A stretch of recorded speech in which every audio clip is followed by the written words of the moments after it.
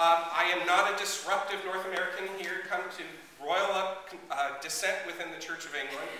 And the only tea party I'm interested in is a cream tea. So, okay. Today we have an amazing gospel text. It truly is an amazing gospel text.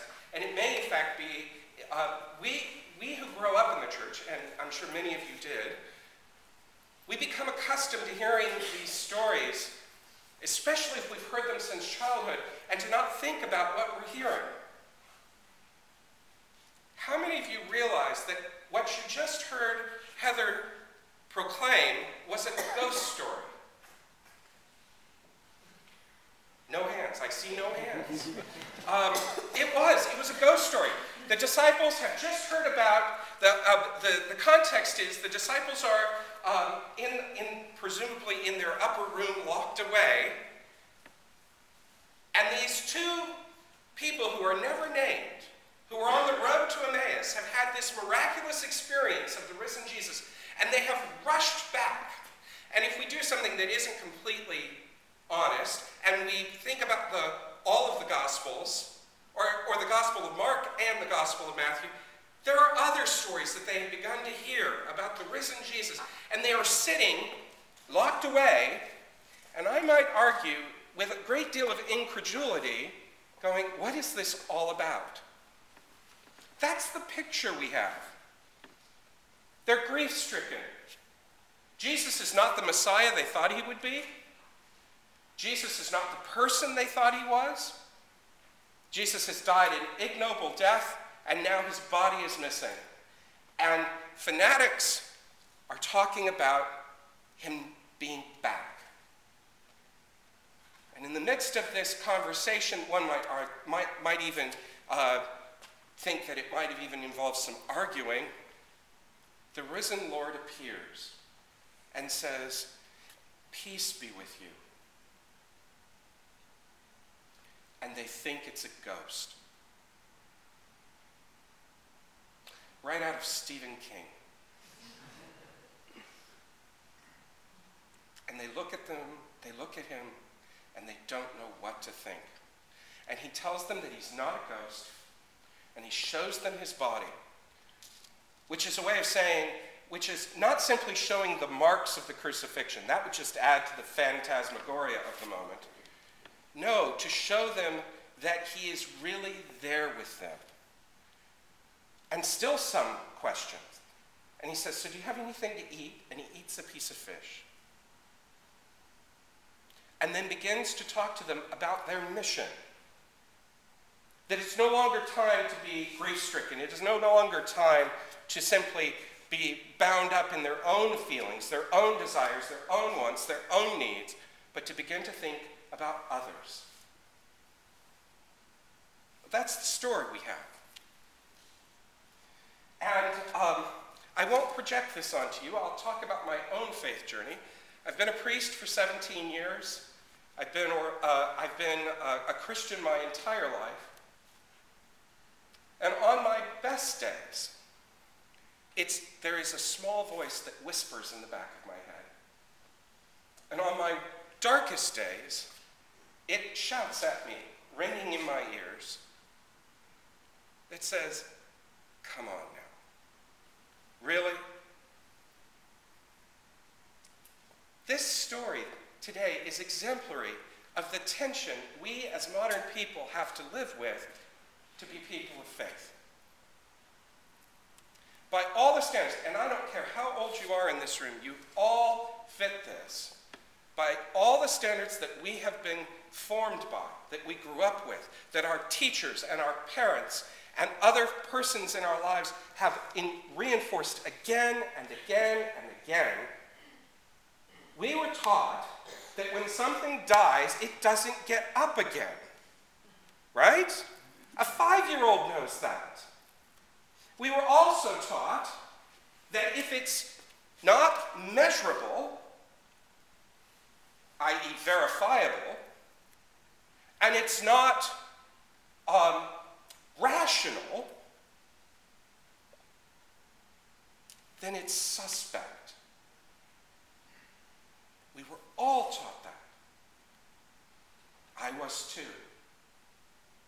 And so, as a person of faith, I began to, for lack of a better term, bifurcate my life, separate it into two realities: my faith reality, my church reality, and then my other life.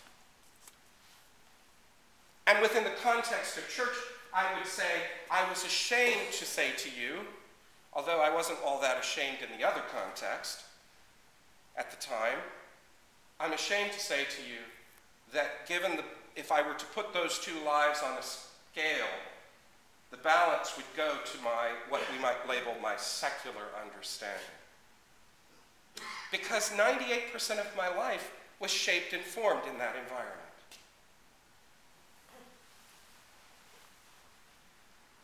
What do we do with that? Well, you see, I think the issue is that the problem is that being so heavily shaped by empiricism and rationalism, the whole idea of the resurrection is not much more, for many people, and for us on our darker days, not much more than a ghost story. Jesus is this shadowy figure who we put a great deal of stock in, and who we devote our energies to. But in the end, we haven't seen him. He hasn't stopped by lately. He hasn't shown up for lunch. And so we say, I know this isn't what I should do, but it's the practical thing. I know that I'm a person of faith who says that I believe this, but this is the reasonable thing. And we make choices that way. But I would invite you, not as a moralistic exercise, but something as far more profoundly spiritual, to consider something. What if the resurrection wasn't what we all came to be taught as children in church school? Which is the resurrection, the images I grew up with of the resurrection were of a miraculous resuscitation.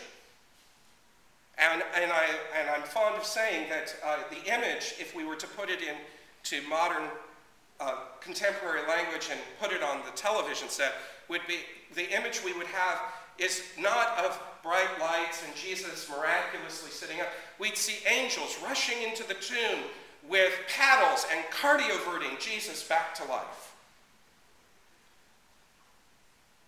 But that's not what the Gospels are talking about. They're talking about something that, frankly, culturally, most of us, and this is where Americans and Brits are cut from the same bolt of cloth. We're talking about something that rationalist, empiricist frame of reference doesn't value, but our faith tradition does, and in fact deserves to be valued. And that is we're talking about something about mystery. The mystery of transformation. When Jesus met his disciples in that upper room, as we were told in this gospel story today, he wasn't saying to them, believe that I'm back. He was saying, look at me. This is reality of a different order. This is something you've never known before. And if we stop and think about it, it's not that hard of a stretch to realize that there's a lot of mystery in our lives. And I'll give you one example. Think about your body. What is your body made up of? Some of you are probably thinking, well, I have internal organs, and I have skin, and I have bones, and I have hair. Well, I have less hair, but... and that would be true. But another way of thinking about it is that your body is made up of over 1 million cells. 1 million cells. And did you know that every 10 years, every single one of those cells is new? It's not the same cells that were there 10 years earlier? So every 10 years, you are literally another person. And those cells are made up, the ladybugs love me for some reason. Those cells are made up of organelles, little suborgans. And there's dozens of those, and those organelles are made up of molecules, and those molecules are made up of atoms, and those atoms are made up of subatomic particles, neutrons, protons, and electrons. And those subatomic particles are made up of vibrating strings of energy. And we as a species have known since the time of Aristotle that energy can neither be created nor destroyed. It simply is. So why would we presume that the only way to understand life and death is when macrobiological function ceases to happen? Why would we presume that consciousness is strictly in the mind? It's the arrogance of a certain time in our history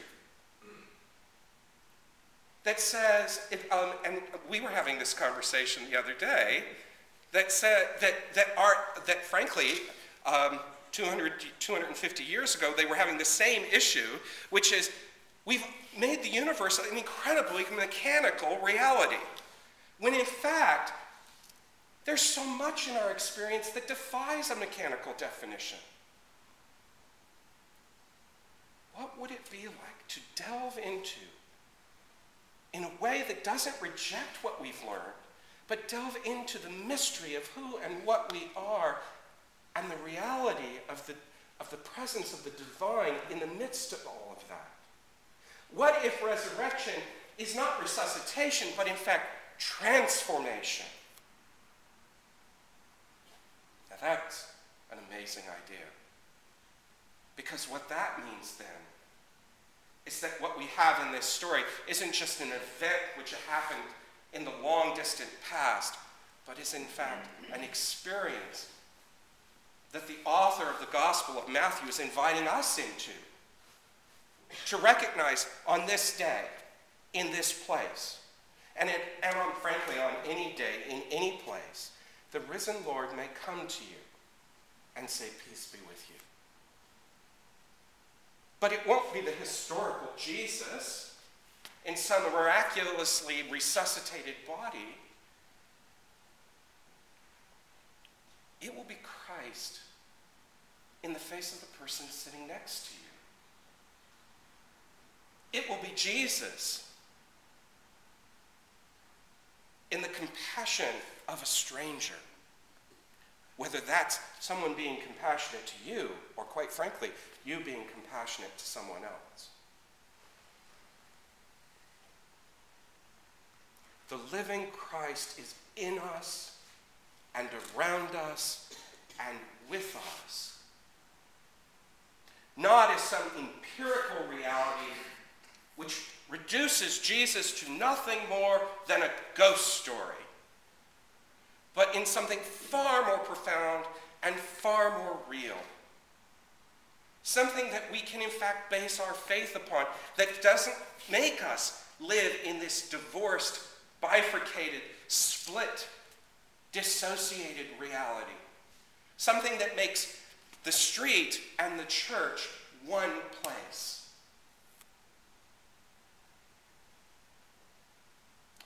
It's that experience of the disciples again and again and again that transformed them, that led to what the author of the Gospel of Luke and the book of Acts, that led to that moment that he records, which we call the Feast of Pentecost, to which we are inexorably heading.